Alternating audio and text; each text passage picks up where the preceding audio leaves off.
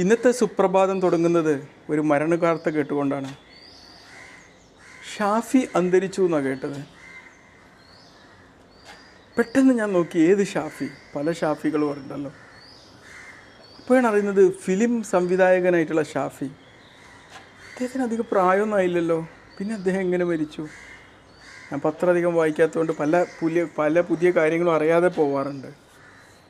പിന്നെ പെട്ടെന്ന് ഷാഫി എന്ന് പറഞ്ഞപ്പോൾ എൻ്റെ മൈൻഡിലേക്ക് എന്നോട് ഒരുപാട് ചിരിപ്പിച്ച കല്യാണരാമൻ, മായാവി തുടങ്ങിയ സിനിമകൾ ഓർമ്മ വന്നു.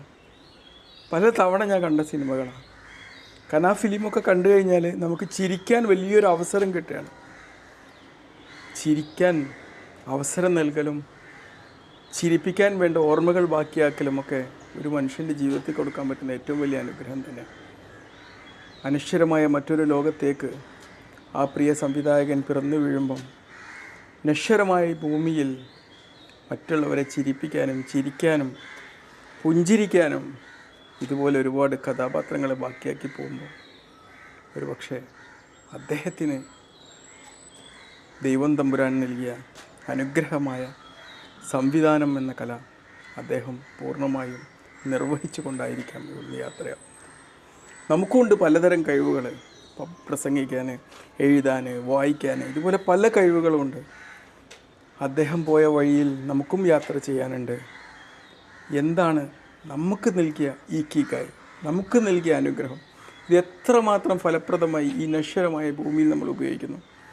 നമ്മൾ എത്ര VIP ആണ്, എത്ര വലിയ ആരോഗ്യ ട്രെയിനറാണ് എന്നതിനൊന്നും മരണം നമ്മളെ കാതോർത്ത് നിൽക്കില്ല. മരണം അത് വരും, കീഴടക്കും. ആ ഒരു സുപ്രഭാതത്തിൽ നമ്മൾ ആരും വിചാരിച്ചിട്ടില്ല ഷാഫി എന്ന് പറഞ്ഞ സംവിധായകൻ മരിക്കുമെന്ന്. പക്ഷേ ആ വാർത്തയിൽ നമുക്ക് കേൾക്കേണ്ടി വന്നു.